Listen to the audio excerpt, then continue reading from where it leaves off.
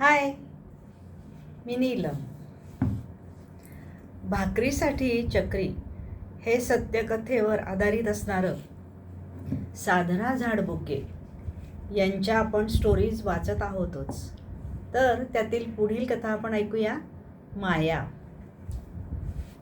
माया ही तरुण जोगती. वय साधारण 26 वर्ष. अंगाने सडपातळ, काळी सावळी पण तरतरीत. डोळ्यात चंचलपणा, बोलताना डोळे उडवण्याची सवय. त्यामुळे तिचा नखरेलपणा चटकन नजरेत भरायचा. नेहमी चायना सिल्कच्या भडक रंगाच्या साड्या, चेहऱ्यावर पावडरचा थर, पायात चकचकीत रंगाची चप्पल, चांदीचे पॉलिश केलेले पैंजण, कानात लोंबणारे झुबी, अशा टिपिकल रंगसंगतीमुळे तिचा नटवेपणा गडद होत असे. माया पहिल्यांदा माझ्याकडे 10 वर्षापूर्वी यल्लूबरोबर आली. यल्लूबाई सोनुले ही इचलकरंजीमधील माझ्या देवदासी मुक्ती चळवळीची एक धडाडीची कार्यकर्ती. माया माझ्याकडे नवऱ्याची तक्रार घेऊन आली होती. तिचा नवरा तिला सांभाळत नाही, घर खर्चाला पैसे देत नाही, एका मुलाला जबरदस्तीने आपल्याबरोबर घेऊन गेला, अशा तिच्या तक्रारी होत्या. मायाचा तक्रार अर्ज मी लिहून घेतला आणि तिला पुढच्या आठवड्यात यावयास सांगितले. तोपर्यंतच्या काळात तिच्या नवऱ्याला बोलावून त्याचे म्हणणे मला ऐकावायचे होते. 2 दिवसात तिच्या नवऱ्याचा पत्ता मला मिळाला. त्याचे नाव डेव्हिड.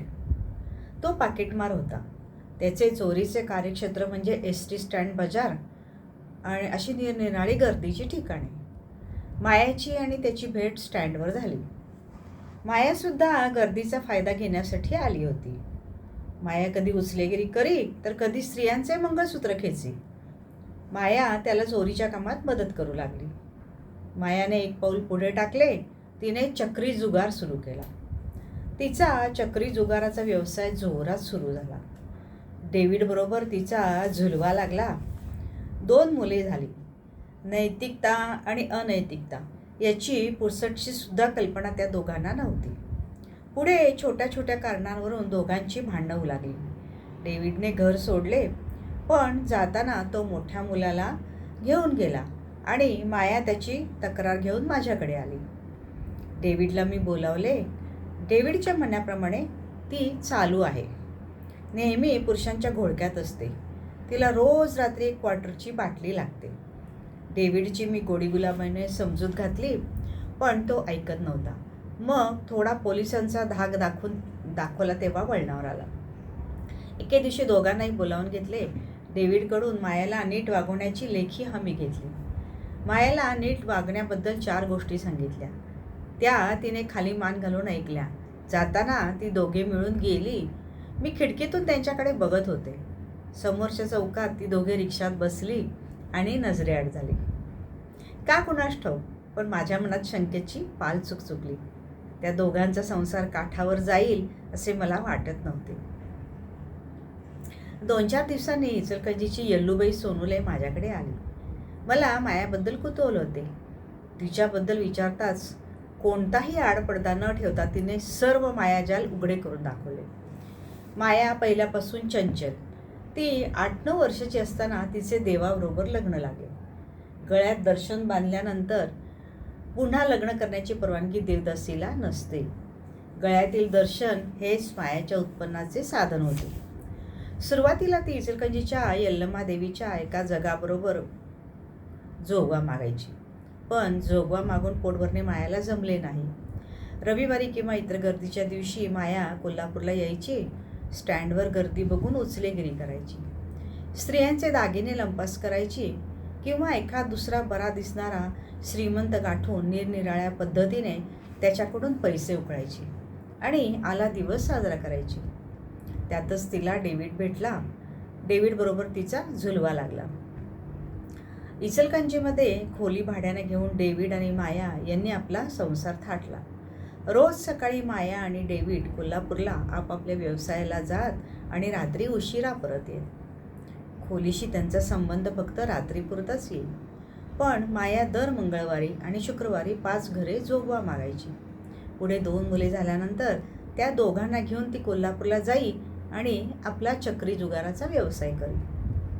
मायाचा विषय देवदासी मुक्ती चळवळ आणि एड्सग्रस्तांचे पुनर्वसन या कामाच्या गडबडीतून माझ्या डोक्यातून निघून गेला. त्यानंतर माया मला पुन्हा 2 वर्षांनी भेटली, ती लक्ष्मीपुरीत. एड्स जनजागृतीसाठी मी लक्ष्मीपुरीतील कांताबाईंच्या कुंटणखान्यात गेले होते. तो रविवारचा बाजाराचा दिवस असल्यामुळे गर्दी होती. गर्दीतून किनाऱ्या आवाजात एक स्त्री निरनिराळे आकडे सांगत होती. कुतूहलाने मी गर्दीजवळ गेले आणि माया माझ्या दृष्टीस पडली. मला बघताच टेबल दुसऱ्या एका व्यक्तीच्या हाती सोपवून माया माझ्याकडे धावत आली. मला म्हणाली, ताई तुम्हास भेटायचं आहे, कधी येऊ? मी तिला शुक्रवारी बोलवलं. मला वाटत होते मायाची डेव्हिडबद्दल काहीतरी तक्रार असणार.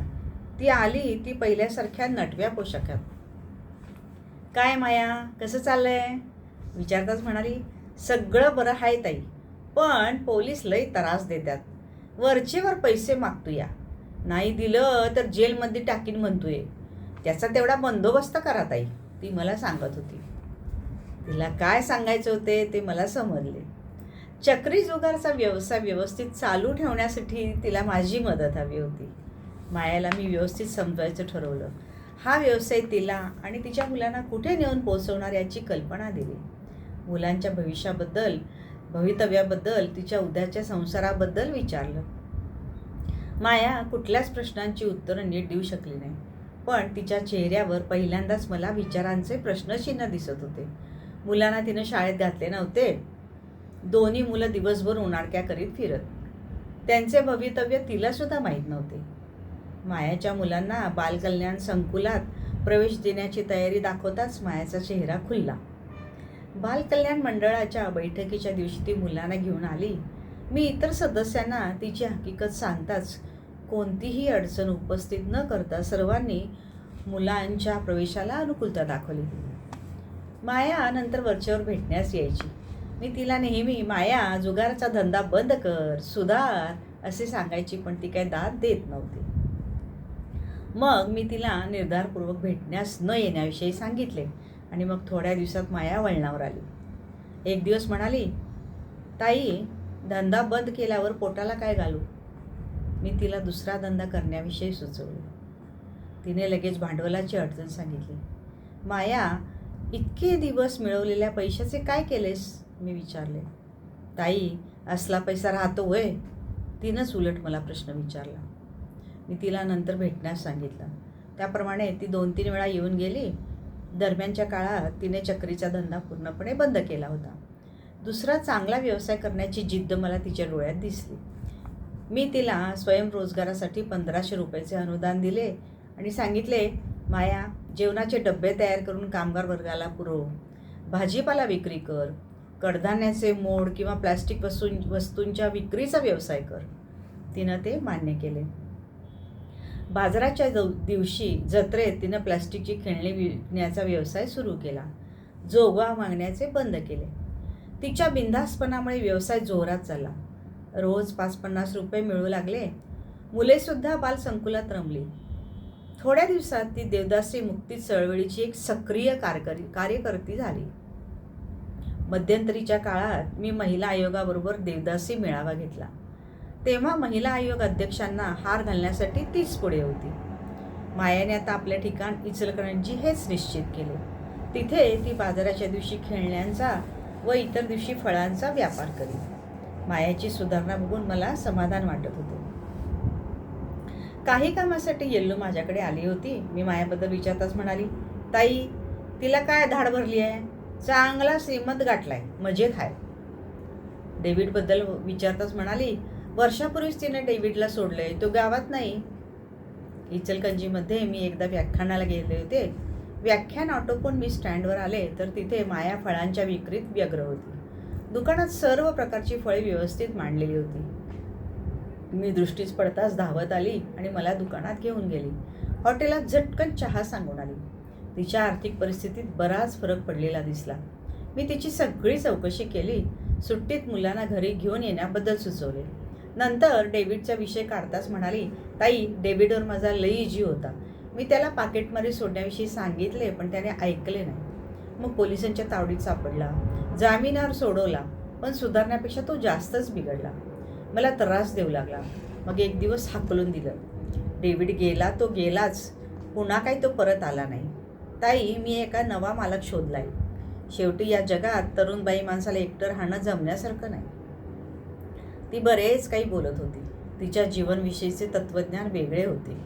तेवढ्यात कोल्हापूरची गाडी आली. मी गडबडीने उठताच म्हणाली, थांबा ताई, मी जागा पकडते. मी काही बोलायच्या आधीच गर्दीत घुसून एका खिडकीजवळची जागा पकडली. मी जागेवर जाऊन बसले. माया खिडकीजवळ येऊन थांबली. मला पुन्हा न चुकता आपल्या घरी येण्याविषयी सांगत होती. गाडी सुरू होताच झटकन दुकानात जाऊन एक लाल भडक सफरचंद घेऊन आली. मी घेणार नाही हे तिला माहीत होते, म्हणून तिनं ते खिडकीतून माझ्या हातात ठेवले आणि म्हणाली, ताई, हे तुमच्यासाठी नाही, लेकीसाठी आहे. गरिबाची भेट आहे. गाडी दिसेनाशी होईपर्यंत माया हात हलवून निरोप देत होती. आणि हीच कथा मिळून साऱ्याजणी या दिवाळी अंकात ऑगस्ट 2001 प्रसिद्ध झालेली आहे. तर अशी ही भाकरीसाठी चक्री. पुन्हा भेटूया नवीन कथेसह. जर माझे चॅनल आवडत असेल तर नक्की लाईक करा, सबस्क्राईब करा, शेअर करा, कमेंट करा. धन्यवाद.